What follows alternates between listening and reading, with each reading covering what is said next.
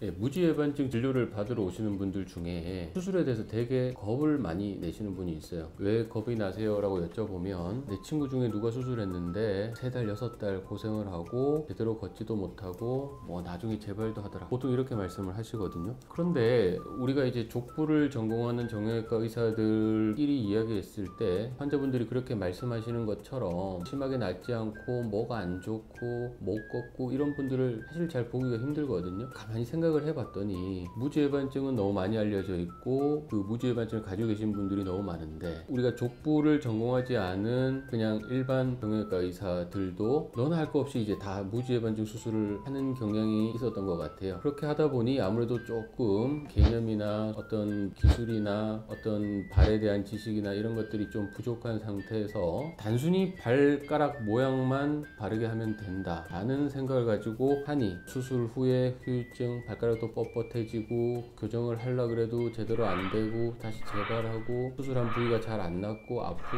그러니까 이제 오래 가는 것 같습니다. 요즘은 수술하고 나서 뭐 기부스도 안 하고 그러는데 뭐 기부스를 몇 달 했다 이렇게 이야기하시는 분들은 아마 이런 경우가 아닐까 싶습니다. 예, 수술법은 어떤 수술법을 택하든지 간에 교정을 하는 건데요. 우리가 무지해반증의 범위는 첫 번째 발등뼈라 그랬어요. 이 발등뼈가 2번이랑 이렇게 나란하게 있으면 좋은데 이 발등뼈가 이렇게 휘게 되면 발가락은 반대로 안으로 이렇게 휘게 되죠. 그러면은 어떤 수술법을 쓰든지 간에 1번 발등뼈를 자기 자리에 갖다 놓으면 발가락이 자기 자리에 오기 때문에 이 관절이 정상 관절이 되죠. 그런데 이제 수술 방법이라고 하면 우리가 이제 절개를 하는 방법, 절개는 보통 여기에서 여기까지 절개를 하는 방법이 있고 구멍을 내서 하는 방법, 구멍은 여기 하나 뚫고 여기 하나 여기 하나 보통 3개, 또 어떤 의사들은 여기에 2개 해서 4개 이렇게 하는데 어떤 방법이든지 교정의 원리는 똑같습니다. 원리는 똑같은데 예를 들어서 아주 심한 무지해반증이 있어요. 또는 류마티스 관절염이 있어서 첫 번째 관절이 이미 다 빠져버린 사람이 있습니다. 그런 경우에는 최소침습법으로 하기가 힘들겠죠. 그런 경우에는 절개를 하는 방법을 선택을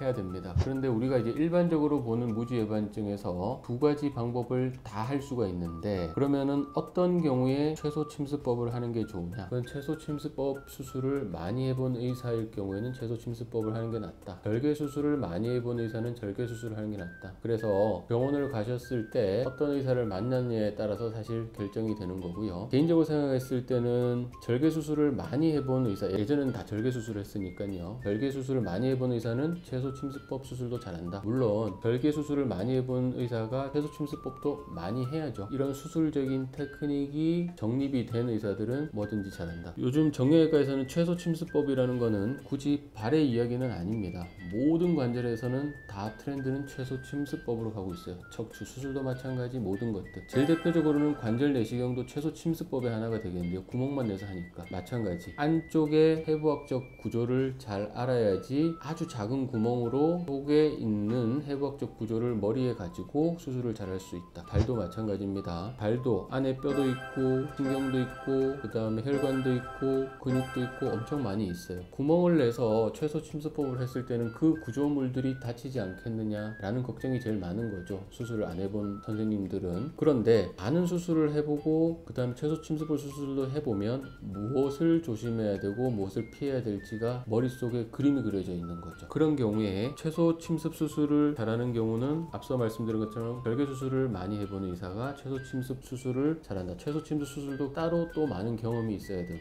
그래서 우리가 일반적인 무지해반증에서는 이런 경험이 많은 의사가 하는 것이 좋다. 그러면은 어느 정도 이상의 심한 변형에서도 최소침습 수술로 충분히 교정할 수 있다. 이렇게 말씀드릴 수 있겠습니다.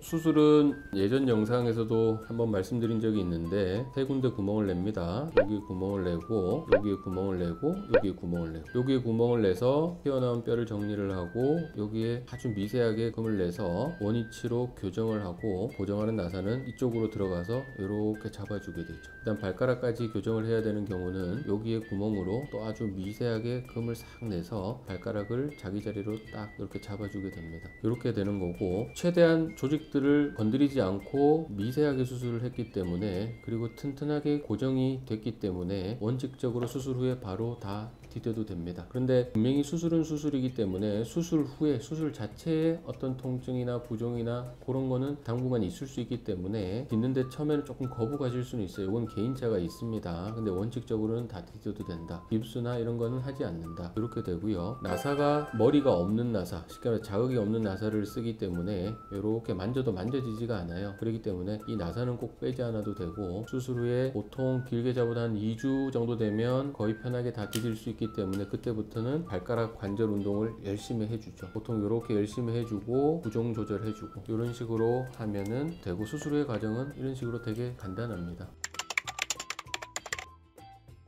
우리 무지외반증 수술을 할 때 최소 침습 미카를 할 거냐 절개 수술을 할 거냐 의사가 중요하다라는 말씀을 드렸는데, 변형의 측면에서 봤을 때 자, 발가락이 이미 딴 데가 있어요. 이렇게 다 빠져 있는 사람이 있습니다. 이런 경우는 미카 수술을 하면은 안 좋겠죠. 근데 이런 경우는 절개 수술을 해도 안 됩니다. 이 정도 다 빠져 있는 관절은 이미 관절염이 다 와 있습니다. 그리고 이렇게 발가락이 밀리게 되면 2번, 3번 관절에도 관절염이 와 있거든요. 그래서 미카 수술에서 좋지 않은 경우는 관절염이 와 있는 경우다. 근데 관절염이 꽤 심하게 와 있으면 그거는 절개 수술해도 별로 좋지 않다. 그래서 미카 수술을 하는 것과 절개 수술을 하는 대상은 거의 동일한데, 아주 심한 변형에서는 절개 수술이 좀 더 낫다. 근데 그마저도 관절염이 아주 심하면 둘 다 해당되지 않는다. 그거는 무지외반증으로 보지 않고 관절염으로 봐야 된다는 것이고요. 그리고 또 한 가지 우리가 흔히 볼 수 있는 것 중에 하나가 류마티스 변형이 있어요. 류마티스 변형은 관절에 막의 염증이 있는 게 류마티스 관절염입니다. 그것도